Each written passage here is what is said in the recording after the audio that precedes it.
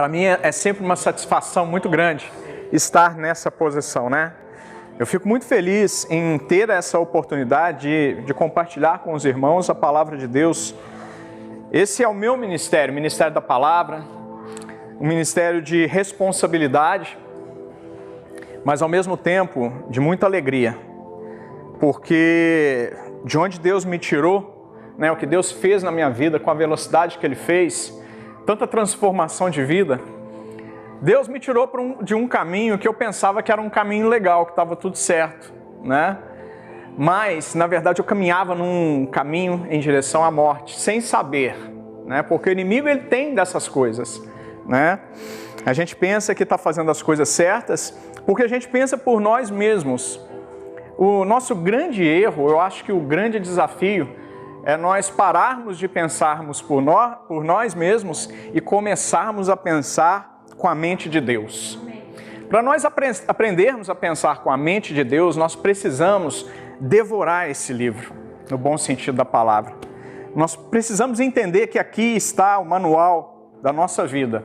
Se nós olharmos para esse livro, um conjunto de livros, na verdade, e entendermos que não é um livro, mas a boca de Deus falando comigo e com você, a nossa vida melhora de uma forma, em uma proporção que nós não somos capazes de alcançar. Uma coisa que nós precisamos entender é que nós precisamos manter a nossa constância na presença de Deus. A inconstância faz com que nós venhamos a colher frutos que nós não desejamos, que nós não gostamos, que nós não queremos. Às vezes a gente para pensar e reflete sobre as coisas que estão acontecendo. Por que está acontecendo tanta coisa ruim na minha vida? Por que minha vida está tão desafiadora? Por que tanta dificuldade? No Brasil não era assim. No Brasil era completamente diferente. Por que eu vim para cá? Tá certo que eu estou numa terra diferente, uma terra estranha, tem o desafio da língua, tem o desafio dos documentos, tem tantos desafios. Mas eu quero declarar para você que o maior desafio não é o exterior. O maior desafio que nós temos é vencer o nosso homem, o nosso eu interior. Da próxima vez que você estiver diante de um espelho, olhe para essa pessoa que você enxergar no espelho, aponte bem o dedo no nariz dela e diga assim: você precisa deixar a inconstância, você precisa deixar de ser inconstante, você precisa ser um homem firme, eu preciso ser uma mulher firme na presença de Deus. A partir do momento que nós entendermos que o nosso posicionamento em Deus muda todas as outras circunstâncias, as coisas vão começar a acontecer na minha e na sua vida. Receba em nome de Jesus. Isso me leva a entender que não é o meu exterior nem a minha situação que faz a diferença. O que faz a diferença é a minha posição em Deus, o meu posicionamento como homem de Deus ou como mulher de Deus. A partir do momento que eu entendo isso, as coisas começam a mexer. O mundo exterior ele começa a trabalhar ao meu favor. Não porque nós somos bons, mas é porque Deus, Ele é fiel com a palavra dele. Repita comigo: Deus é fiel, Deus multiplica as bênçãos. Eu disse aqui, Deus não subtrai bênção, Ele não precisa tirar de ninguém para trazer para a sua vida. Deus, Ele não precisa dividir nada com outra pessoa e com você. Ele não tira de ninguém para você, Ele dá para a sua vida. O que Deus tem para a sua vida é seu e ninguém vai ter. Aleluia. Agora, aquilo que você recebe, ele pode ser multiplicado na vida de outras pessoas. Você pode multiplicar bênçãos. Porque, veja bem, águia gera o quê? Qual é o filhote da águia? É a águia, não é? Um leão gera o quê? Leão. Uma formiga gera o quê? E honra? O que será que honra gera? O que será que gratidão gera? O que será que fé gera? Igual gera igual. Um homem ou mulher só pode gerar um outro ser igual, um menino ou uma menina, quando se juntam. Amém? Repita: igual gera igual. Se você andar com as pessoas certas, você vai se tornar uma pessoa certa também. Se você andar com pessoas erradas, com pessoas que não têm palavras boas, palavras de Deus, palavras de bênção, tudo que essa pessoa faz, ela ela xinga, o que acontece com ela? Ela xinga, ela maldiz, ela simplesmente reclama de tudo. Se você começar a andar com uma pessoa assim, o que você pensa que vai acontecer com a sua fé? Sua fé vai minguar, vai diminuir. E ao invés, porque é o seguinte, é muito mais fácil você ser atraído para o mal do que para o bem. Por quê? Porque nós somos carne, nós temos uma luta constante dentro de nós. A palavra de Deus diz que eu sou espírito, eu possuo uma alma e habito num corpo. Porém, é uma luta de 2 contra 1, porque nas almas, o centro das emoções é onde eu estou habitando de verdade, é onde o Cláudio é. Não essa carne é um invólucro, só que essa carne, ela influencia na alma. Então é uma luta desigual, onde se você não se posicionar, você fica sempre mais pendente para as coisas negativas. Você está passando por uma dificuldade, a dificuldade tem um tamanho, mas você vai enxergar como se ela fosse muito maior. E quando você enxerga essa dificuldade maior, o que é a tendência? É começar a murmurar, começar a desanimar. E quando você murmura, você desanima, você sai da presença de Deus. Porque quando você faz isso, você está dizendo para Deus, eu não confio em ti.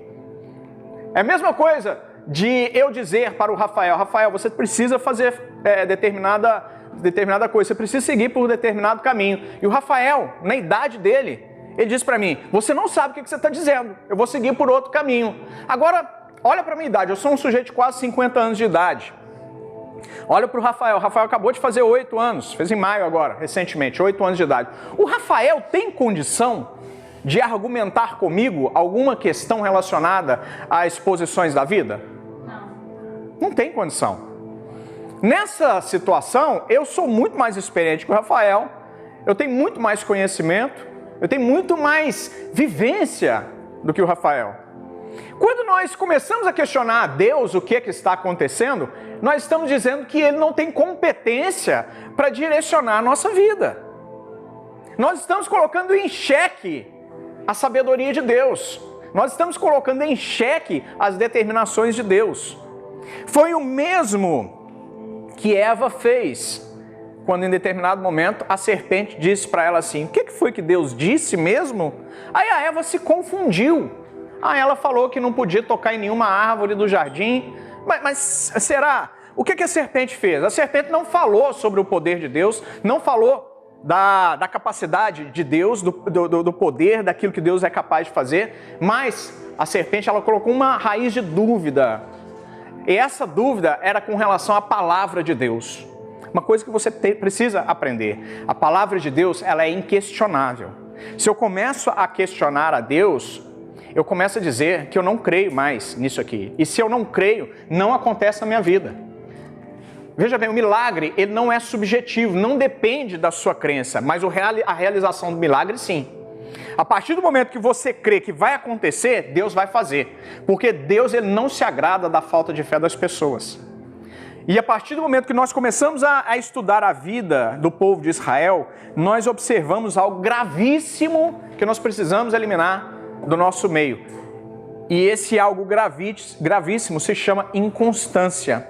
Se você observar toda a história de Israel, em momentos existem picos e em outros momentos existem vales. Em alguns momentos o povo de Israel prospera muito, em outros momentos eles estão completamente jogados às traças, eles estão comendo pó.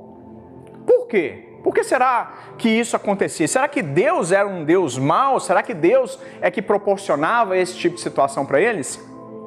Muitas pessoas me questionam, pastor, mas Deus, ele é um Deus que ao mesmo tempo que ele abençoa, ele amaldiçoa. Isso é um raciocínio equivocado, porque Deus, ele não pode amaldiçoar, apesar de nós encontrarmos algumas vezes esta palavra aqui na palavra de Deus, na Bíblia Sagrada. Então, quando eu encontro essa palavra que Deus, ele amaldiçoava, ou Deus permitia que acontecesse, na verdade isso tudo é consequência de pecado.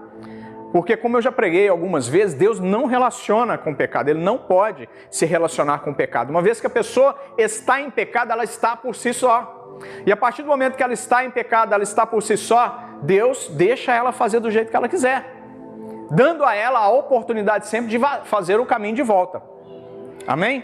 Nesse momento, inclusive, eu quero abençoar a vida das pessoas que nos assistem pela internet, quero abençoar a vida da Solange, abençoar a vida do Fábio, quero abençoar a vida da Priscila, do Ed, que Deus os abençoe poderosamente em nome de Jesus. São pessoas que nos assistem de Portugal e daqui a pouquinho já estão vindo aqui para congregar conosco. Nós já profetizamos que Portugal vai ser esvaziado, entendeu? E vai todo mundo fazer parte aqui da grande comissão Church, em nome de Jesus. Amém? Então nós precisamos entender que a inconstância, ela é um mal que precisa ser arrancado da minha e da sua vida. A inconstância é um pecado. E para isso eu quero te convidar para abrir a palavra de Deus nesse momento, em 2 Crônicas, capítulo 15, para que nós possamos entender exatamente aquilo que Deus está falando conosco nesse momento. 2 Crônicas, capítulo 15. Eu amo o Primeiro Testamento. Eu amo. 2 Crônicas, capítulo 15, vamos começar a partir do verso 1. Por que, pastor, que o senhor gosta tanto do Antigo Testamento? Porque o Antigo Testamento, ele me mostra todas as falhas humanas. O Antigo Testamento, ele aponta para o homem o pecado. Ele mostra, olha, você é carecedor da salvação por causa disso, daquilo e daquilo outro. O Antigo Testamento, ele serve para duas coisas, basicamente. Primeiro, para mostrar de verdade quem é o ser humano. Carecedor da vinda de Jesus Cristo, carecedor da pessoa de Jesus Cristo. O Antigo Testamento ele me mostra que eu sou falho por natureza. E o outro motivo da existência do Antigo Testamento, ou da Primeira Aliança, é um só, o segundo, é apontar para a vinda do Messias, apontar para a pessoa de Jesus Cristo. Acabou. Essa é a função do Antigo Testamento. Então, quando eu começo a ler algumas histórias, eu começo a entender algumas coisas que acontecem na minha vida hoje. E é o que nós vamos fazer a partir de agora. 2 Crônicas, capítulo 15, verso 1. Diz assim a palavra de Deus. Veio o Espírito de Deus sobre Azarias, filho de Oded. Azarias é um profeta. Este saiu ao encontro de Asa e lhe disse: ouvi-me, Asa, e todo Judá e Benjamim. O Senhor está convosco, presta muita atenção nisso. O Senhor está convosco enquanto vós estáis com ele. Se o buscardes, ele se deixará achar. Porém, se o deixardes, vos deixará. Israel esteve por muito tempo sem o verdadeiro Deus, sem sacerdote que o ensinasse e sem lei. Olha que povo passando por uma situação difícil. Sem o verdadeiro Deus, sem sacerdote que o ensinasse e sem lei. Mas quando na sua angústia eles voltaram ao Senhor, Deus de Israel, e o buscaram, foi por eles achado. Naqueles tempos não havia paz, nem para os que saíam, nem para os que entravam, mas muitas perturbações sobre todos os habitantes daquelas terras. A inconstância abre brechas na minha vida, e essas brechas são as ações do inimigo. Se eu aprender a fechar todas as brechas, o inimigo ele não pode agir. Veja bem, você já sabe, o inimigo não pode tocar a sua vida, Andrés. Mas as brechas que você abre, permite ao inimigo criar situações que vão deixar você numa situação difícil. Assim como você, eu também. Se eu começo a abrir brechas, o inimigo ele vai começar a trazer situações, pessoas. Ele vai começar a criar, até dentro dos meus negócios, até mesmo dentro da minha empresa ou do meu trabalho, situações onde eu vou me sentir oprimido, eu vou ficar perturbado. E só o mal multiplica o mal. O igual não gera igual? O pecado gera outro pecado. Isso é bíblico, inclusive. A palavra do Senhor diz que um mal, um pecado, ele chama outro. Um abismo chama outro. Isso é multiplicação. Continuando, mas quando na sua angústia eles voltaram ao Senhor, Deus de Israel, e o buscaram, foi por eles achado. Naqueles tempos não havia paz nem para os que saíam, nem para os que entravam, mas muitas perturbações sobre todos os habitantes daquelas terras. Porque nação contra nação e cidade contra cidade se despedaçavam, pois Deus os conturbou com toda sorte de angústia. Essa palavra aqui, conturbou, deixa eu só fazer um parêntese. Uma vez que Deus não está presente na minha vida por causa do pecado, se eu abro brechas, não é que Deus me conturba ou envia o mal. Esse é um raciocínio de uma teologia antiga, falando que Deus, até tem certo sentido, mas o final desse raciocínio está errado. O que essa teologia diz? Deus é a origem de todas as coisas, amém? Deus, ele é a origem de todas as coisas. Então, ele é a origem, segundo essa teologia, do bem, mas é também a origem do mal. Será que Deus é a origem do mal? De forma nenhuma. Porque o mal ele é incompatível com a santidade de Deus. Então, Deus não gera nenhuma conturbação, Deus não gera mal na vida de ninguém, mas quando ele se afasta, existe a brecha e o inimigo age. De repente, há alguma coisa que nós estamos vivendo, nós estamos passando, que não está sendo muito bom, que não está sendo muito agradável, que não está gerando resultados muito positivos, pode ser em razão de uma brecha. E eu não estou falando de pecado grande não, porque a Bíblia não estabelece uma quantificação para pecado. Pecado é pecado. Às vezes, uma bobagem que você fala. Vou te dar um exemplo muito claro. Liga para o pastor, quem atende é a pastora. Ah, pastora, não sei o que e tal coisa. Ah, e ela, fulano, como é que você está e tal coisa. Eu já olho assim para ela, não tô, não fala que eu não tô. Isso é um pecado. Porque eu estou falando para ela mentir. Além de eu pecar, eu induzo que a pastora peque também, coisa pequena. Se a gente entender que as coisas pequenas, elas são grandes no reino espiritual, porque tudo isso é motivo para que o inimigo aponte para nós. Quer falar alguma coisa comigo, pastora? Só está em pé por algum motivo? Amém, amém, glória a Deus. Eu estava com a impressão, será que a pastora quer falar alguma coisa para mim? Ela está me olhando assim. Quando nós entendemos a necessidade de fechar as brechas, eu não falo de brechas apenas grandes, porque as grandes você já evita. As grandes são fáceis de evitar. O problema são as pequenas brechas, que são motivos para trazer e abrir brechas maiores. Veja bem, um abismo chama outro. Nós precisamos entender isso. Veja bem, a nossa igreja é uma igreja que prega sobre o pecado. Nossa igreja é uma igreja que vai levar pessoas para o céu. Eu não posso deixar você no engano. Amém? Eu não vou vir aqui e simplesmente falar de bênçãos. As bênçãos são consequências de uma vida em santidade na presença de Deus. Continuando o texto. Despedaçar, pois Deus conturbou. Então Deus não conturba, mas quando ele não está presente, o inimigo tem ação sobre a vida daquela pessoa. Com toda sorte de angústia, mas sede fortes, e não desfaleçam as vossas mãos. É o profeta dizendo, porque a vossa obra terá recompensa. Quero dizer para os homens de negócio aqui presentes, a sua obra terá recompensa. Recebe, se você quer receber, recebe. Amém. Eu estou profetizando, a sua obra terá recompensa. Amém. Gustavo, a sua obra terá recompensa. Aquilo que você faz na presença de Deus, com a direção de Deus, com o mover de Deus, terá recompensa. Não faça sozinho, não faça sozinho. Porque se você fizer sozinho, você pode até ter resultado, mas o seu resultado vai ser assim, pequenininho. Porque na presença de Deus, Deus tem prazer e tem necessidade de abençoar os seus filhos. Porque uma vez que Ele te abençoa, uma vez que Ele te honra, você honra também a presença de Deus. Você honra a pessoa de Deus. Você honra o crescimento do reino, porque Deus, você ainda não ouviu isso, as outras pessoas já ouviram. Deus não está interessado em te abençoar. Deus está interessado em saber no que te abençoar vai proporcionar para o reino. Então, se você tem a motivação correta, minha motivação é o reino. Minha motivação é a expansão do reino. O que vai acontecer? Deus vai te abençoar. Porque Deus vai esquadrinhar o coração, está descrito isso na palavra, e só Deus pode fazer isso. Ele esquadrinha o coração do homem e consegue identificar de verdade qual é a motivação. Motivação correta? Parabéns. Significa crescimento, significa bênção, significa multiplicação. A motivação não está correta? Faça por você mesmo. Deus permite isso. Continuando. Ouvindo, pois, Asa estas palavras e a profecia do profeta, filho de Oded, cobrou ânimo e lançou as abominações fora de toda a terra de Judá e de Benjamim, como também das cidades que tomara na região montanhosa de Efraim, e renovou o altar do Senhor que estava diante do pórtico do Senhor. Congregou todo Judá e Benjamim, e também os de Efraim, Manassés e Simeão, que moravam no seu meio, porque muitos de Israel desertaram para ele, vendo que o Senhor, seu Deus, era com ele. Reuniram-se em Jerusalém no 3º mês, no 15º ano do reinado de Asa.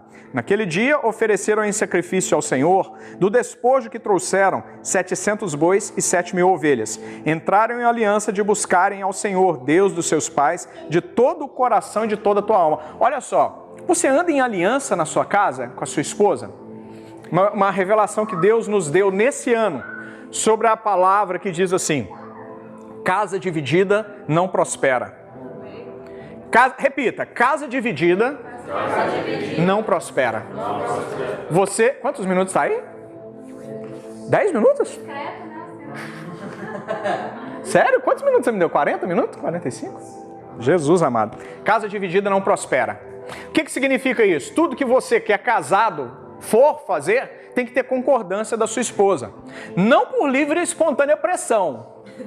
Amém? Não pode ser por livre e espontânea pressão. Você tem que estar em concordância. Os dois têm que orar juntos e os dois juntos, recebendo uma direção de Deus, aí eles fazem andando juntos. Esta é a grande maneira de um homem de Deus andar. Se você fazer diferente, você está fazendo por conta própria. Se você quer, mas a sua esposa não quer, alguma coisa não vai dar certo. Casa dividida. Se a sua esposa está insistindo, mas você não está sentindo de Deus, não faça os dois, porque vai dar errado. Agora, se tem amém dos dois lados, não, nós estamos andando junto, então a palavra do Senhor tem algo forte para nos dar embasamento. A palavra de Deus diz que o cordão de 3 dobras, ele não arrebenta. Quem são as 3 dobras? O esposo, a esposa e Deus. São os 3 andando juntos. E o projeto não vai andar para trás. Por quê? Porque houve a concordância. Uma vez que há concordância, Deus está no negócio. Se não houve concordância, Deus não anda na iniquidade, mas Deus também não anda na dúvida. Se não há concordância por parte da esposa, não caminha, porque não vai dar certo. Amém? Entendendo rapidamente o que diz essa palavra. Naquele dia, ofereceram então sacrifícios em concordância ao Senhor. Do despojo que trouxeram 700 bois e 7.000 ovelhas, entraram em aliança de buscarem ao Senhor, Deus dos seus pais, de todo o coração e de toda a alma. E de que todo aquele que não buscasse ao Senhor, Deus de Israel, morresse, tanto menor como maior, tanto homem como mulher. Juraram ao Senhor em alta voz, com júbilo e com clarins e com trombetas. Todo Judá se alegrou por motivo desse juramento, porque de todo o coração eles juraram e de toda a boa vontade buscaram ao Senhor e por eles foi achado. O Senhor lhes deu paz por toda parte. O rei Asa depôs também a Maaca, sua mãe, da dignidade de rainha mãe, porquanto ela havia feito a Aserá, uma abominável imagem. Asa destruiu-lhe a imagem, que feita em pó queimou no vale de Cedron. Os altos, porém, não foram tirados de Israel. Todavia, o coração de Asa foi perfeito todos os seus dias. Trouxe a casa de Deus e as coisas consagradas por seu pai, e as coisas que ele mesmo consagrara, prata, ouro e objetos de utilidade. Não houve guerra até o 35º ano do reinado de paz. Você só pode dar valor à paz se você passa por guerra. Às vezes você está passando por uma guerra nesse momento. Existem pessoas aqui que estão passando por guerras nesse momento. Tem uma palavra de Deus para você. Você só vai poder valorizar de verdade a paz quando esse momento de guerra passar. Porque ao olhar para trás, você vai ver todas as conquistas que Deus te proporcionou. Eu estou profetizando sobre a sua vida. Deus vai te proporcionar conquistas. Deus vai te proporcionar conquistas. Deus vai te proporcionar conquistas. Deus vai te proporcionar conquistas. Amém, Rubens? Deus vai proporcionar. Uma vez que nós entendemos que nós não podemos ser inconstantes na presença de Deus, Deus está me abençoando, então eu quero ir na igreja, vou dar o meu melhor dízimo, vou devolver o meu melhor dízimo, vou dar a minha melhor oferta, porque está tudo bem. Fazer isso é fácil. Mas no momento de dificuldade, continuar fervoroso na presença de Deus, continuar adorando na presença de Deus, é aí que está o desafio. Talvez este seja o seu momento de desafio. Talvez esta seja a sua prova. Talvez este seja o seu exame final. Como vai ser o seu comportamento na presença de Deus no momento de desafio? O momento de desafio que você passa, ele determina qual será o nível da sua vitória. Se você está passando por um momento de desafio, de dificuldade, e você está murmurando, veja bem, povo do deserto, Israel no deserto, era para passar em 40 dias, era uma distância que caminhando, dava para passar em 40 dias, 45, 50 no máximo, não gastava mais do que isso. Por causa da murmuração, olha só, eles murmuraram desde o primeiro dia. 40 dias de murmuração, Deus disse assim, para cada dia de murmuração, 1 ano a mais no deserto. Murmuração tem que ser extirpada do nosso vocabulário. Homem de Deus, não murmure. Apesar das dificuldades, Deus está me dando vitória. Deus está me dando vitória em meio às guerras. Deus, Ele já te deu vitória em meio às guerras. Nós precisamos tirar do nosso vocabulário as palavras torpes. Nós precisamos tirar do nosso dia a dia as ações que não condizem com a vida de um homem e de uma mulher que quer andar na presença de Deus. As coisas, veja bem, eu sempre digo isso. Presta muita atenção. As palavras convencem, mas os exemplos, eles arrastam as pessoas. Qual é o exemplo que você está dando dentro da sua casa para os seus filhos? O que você quer para o seu filho no futuro? Você quer seu filho andando pelo mundo de qualquer jeito ou você quer na presença de Deus? Eu quero os meus filhos, Júlia, Luísa, Rafael, todos na presença de Deus. Então o que eu vou fazer? Eu vou para o bar final de semana com os meus amigos? Um detalhe muito interessante para homem, eu tenho certeza que não é o caso aqui, mas vocês vão multiplicar isso para frente. Amém? Vocês vão multiplicar essa bênção. Presta atenção, homem. Você se casou, você não pode ficar andando com um cara solteiro. Não dá certo. Porque, pelo menos meus amigos, né? Eram assim, de repente o de vocês não. Quando eu andava com os meus amigos, os solteiros, o que eles falavam não convinha para homem casado estar ouvindo, para estar discutindo.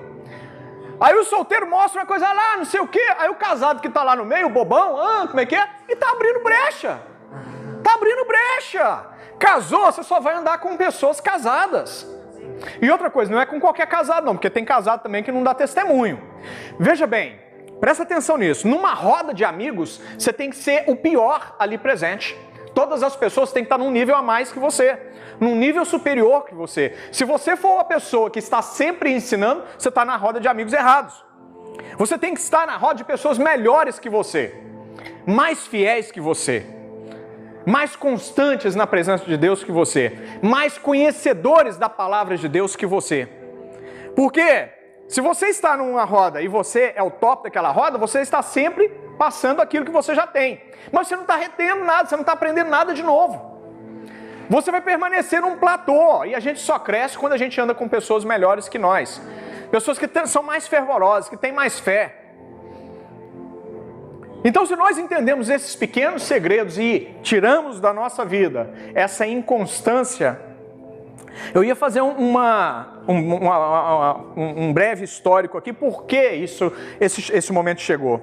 Por que Israel teve que viver esse momento? Israel estava completamente perdida, porque os líderes de Israel, Davi, ele recebeu o trono quando ele foi ungido por Saul. Saul foi o último juiz. Samuel foi o último juiz. Samuel, ele ungiu Saul, e Saul no começo estava tudo beleza, tudo legal. Mas em determinado momento ele começou a desobedecer a Deus. Por isso Deus falou com Samuel, vá lá e unja Davi. Davi foi ungido por Samuel ainda enquanto Saul era rei. Deus permitiu, deu ainda um momento a mais para Saul para que ele se arrependesse. Ele não se arrependeu. Infelizmente, todos conhecem a história, ele morreu, Davi assume. Davi fortalece o reinado das 12 tribos. Ele junta o povo. Por quê? Porque Davi era um homem segundo o coração de Deus. Apesar de todas as brechas que ele dava, ele permanecia e permaneceu, tanto é que está escrito na palavra, um homem segundo o coração de Deus. Então o exemplo que ele passou para Salomão, que o sucedeu, foi um exemplo muito legal. Porém, ele não foi pai e mãe. Nós precisamos aprender a corrigir os nossos filhos segundo a palavra do Senhor. A palavra de Deus diz, ensina a criança. Veja bem, é difícil você ensinar depois que vira adolescente, depois que vira jovem. A palavra de Deus, ela é perfeita, perfeita. Se você começar a ler a palavra de Deus com esse entendimento, tudo na sua vida vai sair perfeito. Então ensina o seu filho enquanto ele é pequeno. Por quê? Não sei se você sabe, mas de 0 a 7 anos a criança é como um HD virgem, que não tem nenhuma informação. Tudo que você fala para o seu filho, ele vai reter aquilo de uma tal forma que não acontece mais nos períodos posteriores. Então de 0 a 7 anos é o momento de você ensinar o seu filho. Seu filho vê você orando? Seu filho vê você ajoelhado com a sua esposa de mão dadas? Seu filho vê você lendo a palavra de Deus? O momento é esse, o momento agora. Não queira ensinar depois que virar adolescente, vai ser muito mais difícil. O trabalho é muito maior. Ensina a criança o caminho que ela deve andar, e mesmo depois de velho, ela permanecerá nele. Qual é o exemplo que você está dentro de casa? Qual é o exemplo que você está? Você gosta de beber? Olha, presta atenção, não faça, principalmente na frente dos seus filhos, porque o exemplo que você vai dar para o seu filho vai ser um exemplo pernicioso que vai te atrapalhar lá na frente. Depois, quando você for chamar a atenção dele, aí ele está virando todas, aí você chama a atenção dele e você é velho, não sei o quê. É resultado que você está plantando agora. Semente. Tudo é semente. Repita, tudo é semente. Sementes boas e sementes ruins. Sementes ruins. A maneira que você trata a sua esposa, como você trata a sua esposa, vai ser a maneira que o seu filho vai tratar a esposa dele. Só que a esposa dele talvez não seja tão subserviente como a sua esposa é. Se você trata a sua esposa com grosseria, é o que você está mostrando para ele. É assim que ele vai fazer no futuro também. E talvez ele encontre uma mulher que seja macho também e vai dar confusão, vai dar problema. Tá entendendo? Tudo é exemplo. Maneira que você trata os seus funcionários. A maneira que você trata os seus funcionários vai dizer se você é ou se você não é um homem ou uma mulher de Deus. Se você trata com arrogância, se você trata com desrespeito, se você não quer nem ouvir, funcionário, eu mando e você obedece porque eu pago seu salário. Sabe o que vai acontecer? Na primeira oportunidade que ele tiver, ele vai, e vai sair fora. Vai sair fora. Agora, se você conquista o seu funcionário, se você recebe o seu funcionário como uma pessoa da sua família, você vai ter um braço direito. Tudo que acontecer, ele vai estar sempre de olho e vai te relatar. Vai te falar, tá acontecendo isso, você não estava aí, não sei o que, tal coisa. Fosse você, presta atenção. Maneira que você trata as pessoas vai dizer como as pessoas vão te tratar. Tudo é multiplicação. Então, se você quer bênçãos para a sua vida, ficar na presença de Deus. Então, Davi assume o trono e não passa muitos bons exemplos para Salomão. Salomão, como pegou as coisas mais ou menos, ele passou isso para os seus filhos também. Mas quem assume o trono de Davi é Roboão, seu filho. Mas Roboão, como ele não teve um exemplo muito bom do pai, ele multiplicou as coisas ruins. Não foi isso que eu disse no começo? É muito mais fácil que as coisas ruins sejam multiplicadas do que as boas. Então você tem que tirar as coisas ruins da sua vida, eliminar. Ouvir a sua esposa, o que eu estou fazendo de errado? Olha, você está fazendo errado isso, isso e isso. E a esposa a mesma coisa. O que eu estou fazendo de errado? O marido diz, você está fazendo errado isso, isso e isso. Porque você está dando exemplo. O exemplo arrasta. Na hora está tudo bem. Às vezes você pensa que nem está vendo. Está lá no quarto, mas a orelhinha está entrando no inconsciente dela. Está entrando no inconsciente. Às vezes lá na frente ela diz coisas. Mas como é que você está dizendo isso? Aonde você ouviu isso? E a criança também vai falar, não sei de onde eu vi, porque entrou no inconsciente. E o inconsciente ele está num nível acima do consciente que não pode ser acessado conscientemente. Por isso você não se lembra, mas está lá registrado. Quais são os registros que você está imprimindo no inconsciente dos seus filhos? Isso é muito importante. Então o Roboão, ele recebe esses exemplos mais ou menos e ele acrescenta os problemas. Ele acrescenta os pecados. A palavra de Deus diz assim, que em determinado momento, o povo que já estava sendo muito humilhado por Salomão, esse povo, logo depois da morte de Salomão, procura Roboão e diz para ele, Roboão, seu pai ele foi muito severo conosco, alivia a carga de impostos sobre nós.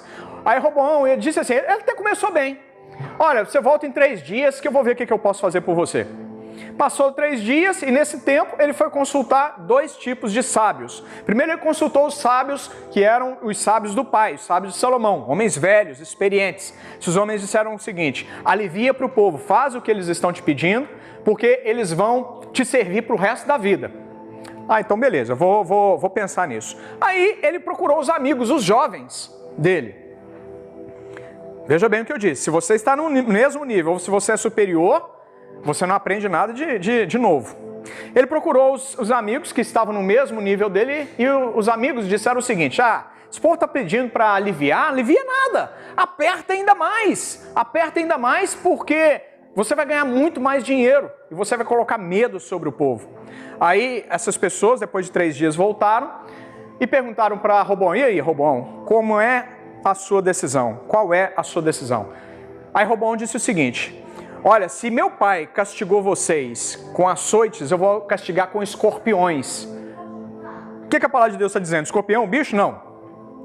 Existiam os açoites de 3 correias, existiam os escorpiões de 9 correias. Eram açoites que tinham 9 correias, e em cada ponta desses açoites haviam... O açoite normal ele era amarrado, era uma correia de couro amarrada na ponta. Davam 2, 3 nós e essa ponta ficava mais pesada e açoitava as pessoas. Já era de uma dor terrível. O escorpião, ele não era amarrado, ele tinha, na verdade, pontas de metal. De forma que quando a pessoa recebia um açoite nas costas, é como se fosse uma... A dor era tão terrível como se fosse um escorpião. Então ele disse isso. O meu dedinho, ele é mais grosso do que os lombos do meu pai, as costas do meu pai. Então se prepara. Então, ou seja, ele ouviu as pessoas que estavam no nível dele. Ele não ouviu os mais experientes. E nesse momento, Deus nos coloca aqui, uns frente aos outros, e eu sou responsável pela sua vida espiritualmente. Então, quando você estiver andando por um caminho errado, um caminho de morte, não espere ouvir do seu pastor algo que venha a aplainar essa situação, como se fosse eu estivesse passando a mão na sua cabeça. Eu vou te dizer, olha, você precisa acertar o seu caminho, porque senão você está abrindo essa e essa e essa brecha dentro da sua casa. Você precisa acertar o seu caminho, porque a sua salvação, ela está em jogo nesse momento. Pastor, salvação não perde. Perde. A partir do momento que você não cuida de si mesmo, você não cuida da sua casa, a partir do momento que você está vacilando na fé, tá tudo bem, então eu vou na igreja, as coisas não estão muito bem, hoje eu não estou afim de ir na igreja, hoje eu só quero ficar dentro de casa, quero cobrir minha cabeça, eu não quero sair daqui nunca mais, enquanto esses problemas lá fora não forem resolvidos. Deixa eu te dar uma dica aqui importante, problema não resolve sozinho, é você batendo no peito, sabendo de quem você é filho, olhando para o problema e dizer para o problema o seguinte, claro, de maneira figurativa que eu estou dizendo tudo isso, né? Você vai olhar para o problema e dizer o seguinte, você pode até ser grande, mas dentro de mim há um muito maior do que você. Sabe o que isso significa? É partir para cima. É partir para a porrada do problema.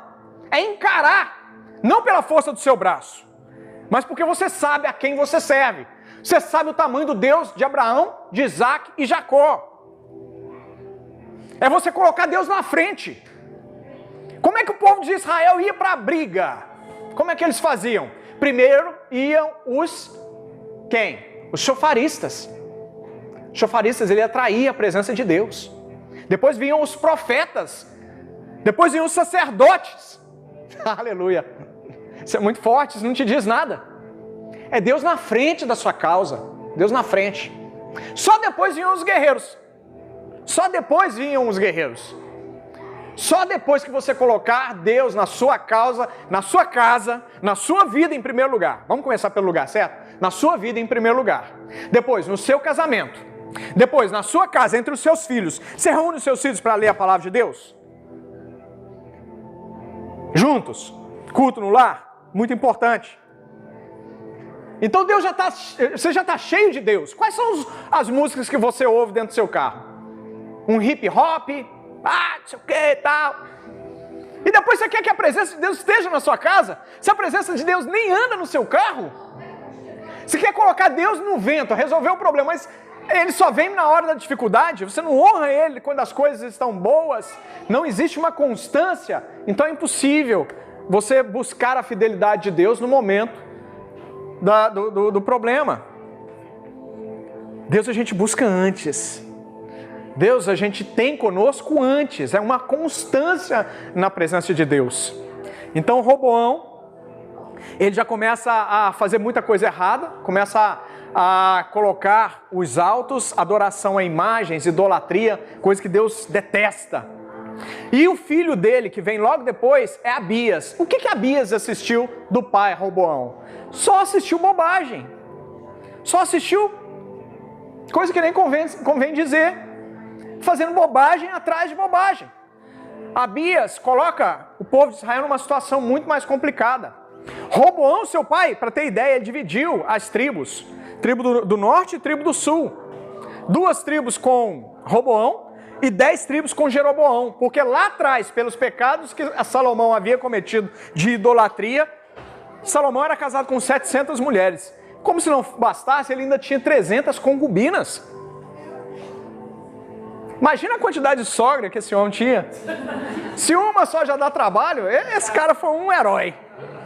Mas voltando, por causa da idolatria das esposas, olha só, mulher de Deus, olha só, presta atenção. Eu não alivio para mulher não, hein? Tem muitos pastores por aí que aliviam para as mulheres, eu não alivio não.